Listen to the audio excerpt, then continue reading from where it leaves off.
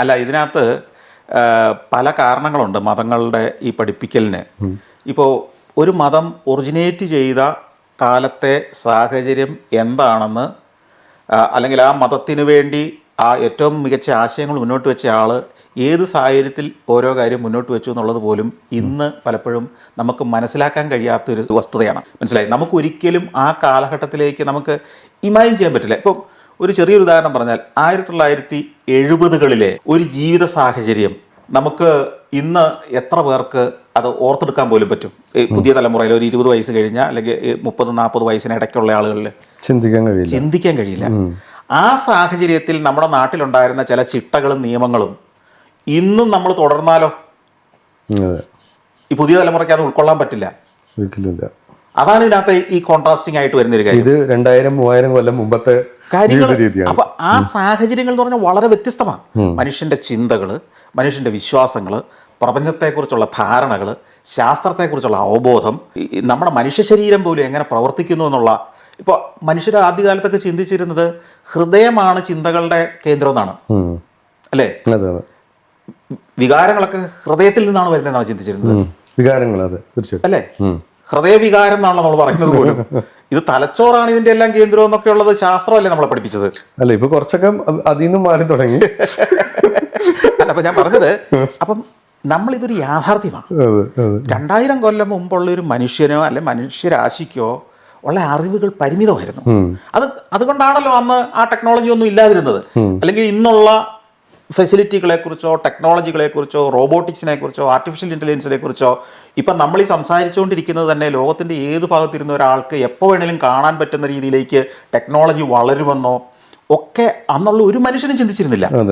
അത് ചിന്തിക്കാൻ പറ്റുമായിരുന്നില്ല. ഇന്ന് നമുക്ക്, ഞാൻ ഒരു ഉദാഹരണം പറയുകയാണ്, ഇന്ന് എത്ര പേർക്ക് ചിന്തിക്കാൻ പറ്റും മനുഷ്യനെ ഒരു സ്കാനറിനകത്ത് സ്കാൻ ചെയ്തിട്ട് നിങ്ങളെ അമേരിക്കയ്ക്കോ സ്പേസിലേക്കോ അയക്കാൻ പറ്റുമെന്ന് ഞാൻ പറഞ്ഞാൽ നിങ്ങൾ വിശ്വസിക്കുമോ? അങ്ങനെ ചിന്തിക്കുന്ന എത്ര പേരുണ്ടാവും ലോകത്ത് ഇന്ന്? ഇല്ല, അധികം പേര് എന്തായാലും ഉണ്ടാവില്ല. അതായത് നിങ്ങളുടെ ഒരു മൊബൈൽ സിഗ്നൽ പോകുന്ന പോലെ തന്നെ നിങ്ങളെന്ന് പറഞ്ഞ വ്യക്തി അങ്ങ് സ്കാൻ ചെയ്തെന്നിരിക്കട്ടെ, MRIയോ എന്നൊക്കെ പറയുന്നത് പോലത്തെ ഒരു സ്കാനറിനകത്ത്, അല്ലെങ്കിൽ നിങ്ങൾ അങ്ങ് കയറി നിന്ന് കഴിഞ്ഞാൽ നിങ്ങളങ്ങ് സ്കാൻ ചെയ്ത് കഴിഞ്ഞാൽ നിങ്ങളെ അങ്ങ് ഡീകോഡ് ചെയ്യുകയാണ്. നിങ്ങളുടെ ഈ കണക്കുകളാണ് ഡിജിറ്റലി അങ്ങ് ട്രാൻസ്മിറ്റ് ചെയ്യുന്നത്. വിതിൻ സെക്കൻഡ്സ് ചൊവ്വയിലോ ഏത് ഗ്രഹത്തിലോ ഈ സാധനം എത്തുന്നു. അവിടെ വേറെ ഇതേപോലെ എന്താണ് ഈ പ്രിന്റർ എന്ന് പറയുന്നില്ലേ, എന്ന് പറഞ്ഞാൽ 3D പ്രിന്റർ എന്ന് പറഞ്ഞ പോലത്തെ ഒരു സാധനം അവിടെ ഉണ്ട്. അത് നിങ്ങളെ തിരിച്ച് ആ കണക്കുകൾ പ്രകാരം നിങ്ങളെ നേരെ തിരിച്ച് നിങ്ങൾ അവിടെ സൃഷ്ടിച്ചിട്ട് അവിടെ നിങ്ങൾ ഇറങ്ങി നടന്നോളാൻ പോകുന്നു. അപ്പം ഇത് നാളെ സംഭവിച്ചു കൂടായികയുണ്ടോ?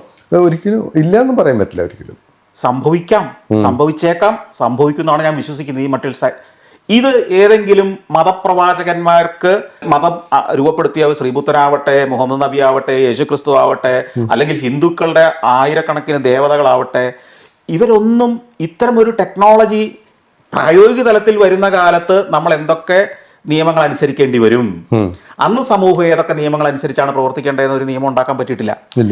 ഇപ്പോൾ ഉള്ളൊരു നിയമം വല്ലതുമായിരിക്കും അന്ന് വേണ്ടി വരിക. അല്ല, അതിൽ തമാശ മാത്രമല്ല, ഈ അന്നുണ്ടായിരുന്ന സംഗതികൾ തന്നെ അവർക്കറിയില്ല. ഇത് ഒരു മതപുസ്തകത്തിലും കങ്കാരുമൊന്നും ഇല്ലല്ലോ. കാരണം ഓസ്ട്രേലിയയിലെ ആൾക്കാർ എത്തിയിട്ടില്ലല്ലോ. അപ്പൊ നമ്മൾ ജീവിച്ച സാഹചര്യത്തിൽ നമ്മളുടെ അന്നത്തെ പരിമിതമായ അറിവും വെച്ച് അന്നത്തെ സമൂഹത്തെ നേർവഴിക്ക് നയിക്കാൻ അന്ന് ഈ സമൂഹങ്ങളിലെല്ലാം ഒത്തിരി അനാചാരങ്ങളുണ്ടായിരുന്നു, ഒത്തിരി ദുഷ്പ്രവണതകളുണ്ടായിരുന്നു, തോന്നിയാസങ്ങളുണ്ടായിരുന്നു, കൊലകളും കയ്യേറ്റങ്ങളും ഉണ്ടായിരുന്നു, സ്ത്രീകളുടെ നേരെയുള്ള അക്രമങ്ങൾ ഉണ്ടായിരുന്നു, തട്ടിക്കൊണ്ടുപോകലുണ്ടായിരുന്നു, ഒരു ചിട്ടയില്ലായ്മ ഉണ്ടായിരുന്നു ഏത് സമൂഹത്തിലും. യേശുക്രിസ്തു ജീവിച്ച കാലത്തെ ഇസ്രായേൽ എന്ന് പറയുന്ന, അല്ലെങ്കിൽ ആ പ്രദേശം എന്ന് പറയുന്നത് റോമ എന്ന് പറയുന്ന, ബ്രിട്ടീഷുകാർ നമ്മളെ കോളനിയാക്കിയ പോലെ റോമാക്കാർ അവരുടെ കോളനിയാക്കി വെച്ചിരുന്ന, അവരുടെ ഗവർണർമാർ വന്ന് ഭരിച്ചുകൊണ്ടിരുന്നൊരു കാലമാണ്. ആ കാലഘട്ടത്തിൽ ജൂതന്മാർക്ക് സ്വാതന്ത്ര്യ സമര സേനാനിയായിരുന്നു യേശുക്രിസ്തു. മിശിഹാമാരെന്ന് പറയുന്നത് അക്കാലത്ത് റോമിന്റെ അടിമത്തത്തിൽ നിന്ന് ഈ ഇസ്രായേൽ ജനത്തെ മോചിപ്പിക്കാൻ വന്നയാൾ ഞാനാണെന്ന് പറഞ്ഞ് യേശുക്രിസ്തുവിന് മുമ്പേ നിരവധി ആളുകൾ വന്നിട്ടുണ്ട്. വന്നവരെയൊക്കെ എന്ത് ചെയ്തു? സ്വാതന്ത്ര്യ സമര ഭഗത് സിംഗിനെ ഇവിടെ ബ്രിട്ടീഷുകാർ എന്ത് ചെയ്തോ അതേപോലെ അവിടെ ചെയ്തിരുന്ന രീതിയാണ് കുരിശെ തറച്ച് കൊല്ലുക എന്നുള്ളത്. അതിലെ ഒരാളാണ് യേശുക്രിസ്തു. മനസ്സിലായില്ലേ? പക്ഷെ യേശുക്രിസ്തു മറ്റു രീതിയിലാണ് പഠിപ്പിച്ചത്. ശിഷ്യന്മാരെ സൃഷ്ടിക്കുകയും ആ ശിഷ്യന്മാരും സെയിന്റ് പോൾ എന്ന് പറയുന്ന വളരെ ക്രാന്തദർശിയായ ഒരു ബിസിനസ്സുകാരനായ ഒരു പണ്ഡിതനായ അല്ലെങ്കിൽ ഒരു ബുദ്ധിമാനായ ഒരാൾ പിന്നീട് വന്നപ്പോഴാണ് ഈ സഭ ഇന്നത്തെ രീതിയിലേക്ക് കെട്ടിപ്പടുക്കുകയും പെർഫെക്റ്റ് സിസ്റ്റം ഉണ്ടാക്കുകയും ചെയ്തത്. അതല്ലായിരുന്നു ചിലപ്പോൾ പണ്ടേ വിസ്മൃതിയിലായി പോയ യേശുക്രിസ്തുവിന്റെ ഈ ട്രെയിനിങ് ഒക്കെ. അത് മാത്രല്ല ഈ ക്രിസ്തു എന്ന് പറയുന്ന അവരുടെ ഒരു വിശ്വാസമാണ്, ഇങ്ങനെ ഒരു ക്രിസ്തു വരും എന്നുള്ളത്. ക്രിസ്തു അല്ല, മിശിഹ വരും എന്നുള്ളതാണ്. അതായത് നമുക്കൊരു രക്ഷകൻ വരും എന്നുള്ളത് എല്ലാ അടിമത്തത്തിൽ കിടക്കുന്ന എല്ലാ മനുഷ്യരും പ്രതീക്ഷിക്കുന്നത് നമ്മളെ രക്ഷിക്കാൻ ഒരു മിശിഹ വരും എന്നാണ്. അപ്പൊ ഈ ചിലര് വന്നിട്ട് പറഞ്ഞ ഞാനാണ് നിങ്ങൾ ഈ വിശ്വസിച്ചിരുന്നത് മിശിഹ എന്ന് പറഞ്ഞു വരുന്നു. അവര് കുറച്ച് ആളെ കൂട്ടുന്നു, പ്രക്ഷോഭം ഉണ്ടാക്കാൻ ശ്രമിക്കുന്നു, റോമൻ പട്ടാളവരെ പിടിക്കുന്നു, കുരിശെ തറച്ച് കൊല്ലുന്നു, തീരുന്നു. പിന്നെ ആ 8, 10, 15, 20, 30, 50, 100 കൊല്ലം കഴിയുമ്പോൾ മറ്റൊരു ആള് മിശിഹയാണെന്ന് പറഞ്ഞു വരുന്നു. അവരെ കൊല്ലേണ്ടത് ഇവരുടെ ആവശ്യമാണ്. കാരണം ലോ ആൻഡ് ഓർഡർ മെയിൻറ്റെയിൻ ചെയ്യണമല്ലോ. അതാണ് അവർ ചെയ്തുകൊണ്ടിരുന്നത്. യേശു ക്രിസ്തുവിനെ അത് തന്നെ ചെയ്തു. അപ്പൊ ഞാൻ പറഞ്ഞത് ചരിത്രം നമ്മൾ ഈ ബൈബിള് മാത്രം കാണാതെ പഠിക്കുന്ന ഒരാൾക്ക് ഇത് കിട്ടണമെന്നില്ല. റോമൻ ചരിത്രവും ഒക്കെ ഇഷ്ടംപോലെ ചരിത്ര രേഖകളിൽ നമുക്ക് കിട്ടും. അത് എഴുതപ്പെട്ടിട്ടുണ്ട്, അതിന്റെ മ്യൂസിയങ്ങളുണ്ട്. അപ്പം നമ്മൾ എങ്ങനെയാണ് വ്യത്യസ്തമായിട്ട് ഇത് പഠിക്കുകയും അവതരിപ്പിക്കുകയും ചെയ്യുന്നത്?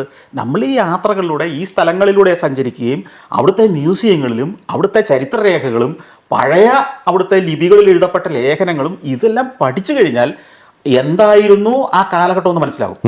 ആ കാലഘട്ടത്തെ മനുഷ്യന്റെ ആവശ്യം എന്തായിരുന്നു, അതിന് വേണ്ട രീതിയിൽ ഈ നേതാവ് എന്താണ് പഠിപ്പിച്ചത്, ഇത്തരം കാര്യങ്ങളെല്ലാം പഠിച്ചു കഴിയുമ്പോഴാണ് നമുക്കിതിനെ സമചിത്തതയോടെ ഒന്ന് മാറി നിന്ന് അല്പം പക്വതയോടെ വൈകാരികമല്ലാതെ ആരെങ്കിലും നമ്മളെ മുട്ട നിർത്തി പഠിപ്പിച്ചതല്ലാത്ത ഒരു സ്വതന്ത്ര ബുദ്ധിയിൽ കാര്യങ്ങളെ കാണാൻ പഠിക്കുന്നത്. ഭൂരിപക്ഷം പേര് ആളുകൾ ചെയ്യുന്നത് എന്താണ്? ആരെങ്കിലും ഞാൻ പലപ്പോഴും ചിന്തിച്ചിട്ടുണ്ട്, ഞാൻ പോലും പറയുന്ന പല കാര്യങ്ങളെ ഒരു യുക്തിബോധത്തോടെ ചിന്തിക്കുക പോലും ചെയ്യാതെ അതാണ് അൾട്ടിമേറ്റ് എന്ന് വിശ്വസിക്കുന്ന കുറെ ആളുകളെങ്കിലും ഉണ്ട്. അങ്ങനെയുള്ളവരോട് നമുക്ക് ബഹുമാനം അല്ല പലപ്പോഴും തോന്നുക, അല്ലേ? അവര് സ്വയം ഒന്ന് ചിന്തിച്ചു നോക്കട്ടെ, ഞാൻ പറഞ്ഞതിൽ പോലും വാസ്തവമുണ്ടോ? ഞാൻ അത്ഭുതപ്പെട്ടത് എന്താന്ന് വെച്ചാൽ, സന്തോഷ് ജോർജ് കുളങ്ങരെ സ്നേഹിക്കുന്ന വളരെയധികം ആളുകളുണ്ട്.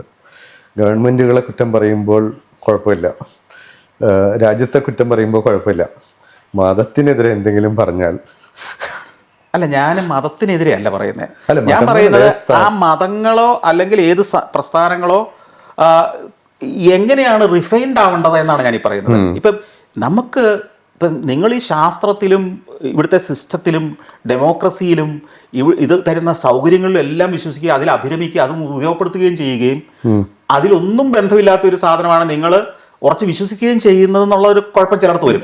മനസ്സിലായില്ലേ? ഉദാഹരണത്തിന് ഈക്വാലിറ്റി, ഇങ്ങനെയൊക്കെയുള്ള നിരവധി കാര്യങ്ങളാണ് ഇന്നത്തെ ആധുനിക സമൂഹം മനുഷ്യന് തരുന്നത്, അല്ലെ?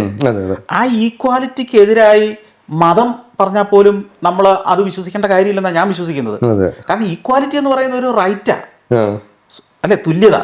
അത് ദരിദ്രനോ സമ്പന്നനോ പണ്ഡിതനോ പാമരനോ പുരുഷനോ സ്ത്രീയോ ആരുമാകട്ടെ, അവരുടെ സെലക്ഷൻ അല്ല ഇങ്ങനെയാണ് ജനിക്കേണ്ടത് എന്നുണ്ടെങ്കിൽ നിങ്ങൾക്ക് എങ്ങനെ അതിന്റെ കാരണത്താൽ അവൻ ഇൻഫീരിയർ ആണെന്ന് പറയാൻ പറ്റും? ഞാനൊരു മതത്തിൽപ്പെട്ട ഒരു കുടുംബത്തിൽ ജനിച്ചത് കൊണ്ട് അതിൽ എൻ്റെ ഒരു തീരുമാനമാണോ? എനിക്ക് എന്തെങ്കിലും റോൾ ഉണ്ടോ അതിനകത്ത്? വേറെ എവിടെയെങ്കിലും ജനിച്ചിരുന്നെങ്കിൽ വേറെ ഏതെങ്കിലും ഒരു കുടുംബത്തിൽ ജനിക്കാമായിരുന്നു, വേറെ ഏതെങ്കിലും രാജ്യത്ത് ജനിച്ചേനെ. അപ്പൊ ഇതൊക്കെ നമ്മൾ ആരും തീരുമാനിച്ചതല്ല. അപ്പൊ നമ്മളെ അതിൻ്റെ പേര് കുറ്റപ്പെടുത്തുന്നതിലോ പരിഹസിക്കുന്നതിലോ ഒറ്റപ്പെടുത്തുന്നതിലോ നമ്മളെ മാറ്റി നിർത്തുന്നതിലോ ഒന്നും ഒരു അടിസ്ഥാനമില്ല. അതുകൊണ്ടാണല്ലോ ആധുനിക സമൂഹങ്ങളും ആധുനിക രാഷ്ട്രങ്ങളും എല്ലാം തുല്യത, ഈക്വാലിറ്റി എന്ന കാര്യത്തിന് നിങ്ങൾ ഏത് നിറത്തിലുള്ള, അത് നിങ്ങളുടെ ചോയ്സ് അല്ല. നിങ്ങളുടെ ചോയ്സ് അല്ലാത്ത ഒരു കാര്യത്തിലും നിങ്ങളെ മാറ്റി നിർത്താൻ പാടില്ല.